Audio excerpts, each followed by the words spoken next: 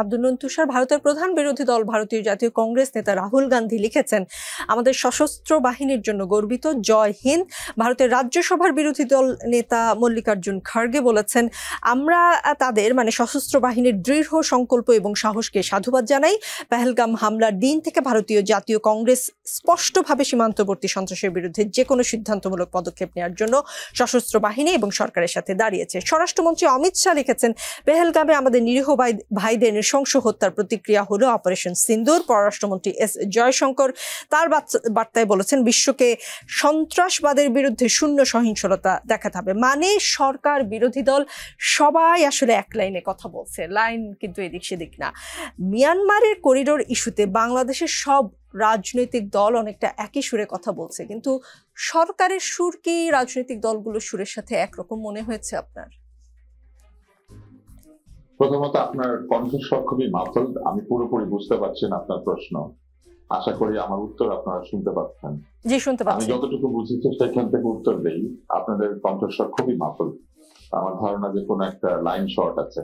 তো যে প্রশ্নটি আপনি করেছেন, ভারতের অন্য যারা বিরোধী দল আছেন তাদের পক্ষে এই যুদ্ধের কোনো বিরোধিতা করা সম্ভব না। ভারতে এই যুদ্ধের ঠিক আগে যে অবস্থাটি ছিল আপনাদের নিশ্চয়ই মনে আছে, ওয়াকফ বিল নিয়ে ভারত সংক্ষুব্ধ হয়ে উঠেছিল। ভারতের বিরোধী দল সরকারের সমালোচনা করছিল। ভারতে এক ধরনের হিন্দু মুসলিম সংঘাতের সম্ভাবনা দেখা দিয়েছিল। এই সবকিছুকে এখন ঢেকে ফেলে যুদ্ধ যেটি করছে সেটি হচ্ছে ভারতবাসীকে পাকিস্তানের বিরুদ্ধে ঐক্যবদ্ধ করতে।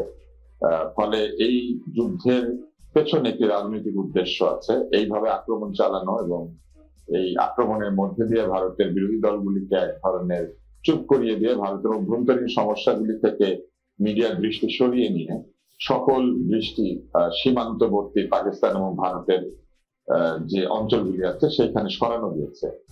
আর আমাদের পক্ষ থেকে আমার কাছে যেটা মনে হয় যে আমি মনে করি যে এইখানে আমি আপনার পরের প্রশ্নটুকু শুনতে পাইনি। আমি শুনতে পেয়েছি যে আমাদের রাজনৈতিক দলগুলি এক্ষেত্রে এক ধরনের নিরপেক্ষ আচরণ করছে। আমার পরের প্রশ্নটা ছিল করিডোর ইস্যুতে। করিডোর ইস্যুতে সকল রাজনৈতিক দলগুলোর একই সুর দেখা গেল, সরকারের মধ্যে কি আপনি আমি ভারতের প্রসঙ্গটা এই কারণে টানলাম যে সেখানে সরকার বিরোধী দল যেমন একই সুরে কথা বলছে কোন একটা ইস্যুতে, ডেফিনেটলি যুদ্ধ অনেক বড় সমস্যা বা ইস্যু। আমি বুঝতে পেরেছি। আমাদের এখানে যে সরকার আছে সেই সরকার তো নির্বাচিত সরকার না, ফলে অনির্বাচিত সরকারের পক্ষে করিডোর দিয়ে দেওয়া কিংবা সীমান্ত নিয়ে কোনো সিদ্ধান্ত নেওয়া এই জিনিসটি আসলে কিন্তু সঠিক নয়।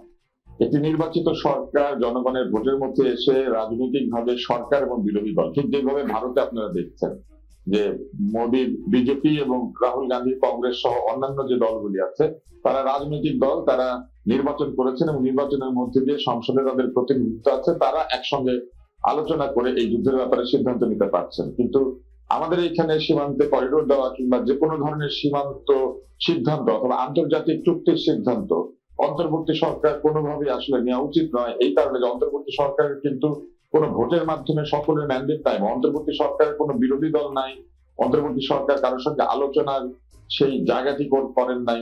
ফলে আমি মনে করি যে আমাদের রাজনৈতিক দলগুলি যেটা বলেছেন সেটা ঠিক।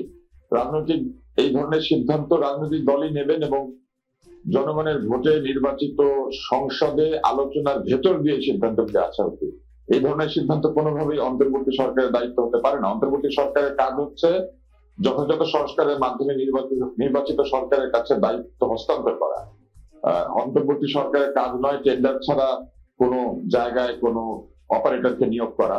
অন্তর্বর্তী সরকারের কাজ নয় যথাযথ আলোচনা ছাড়া মৌলিক কোনো সংস্কার সরাসরি করে ফেলা, এবং অন্তর্বর্তী সরকারের কাজ নয় করিডোরের বিষয়ে সিদ্ধান্ত দেওয়া।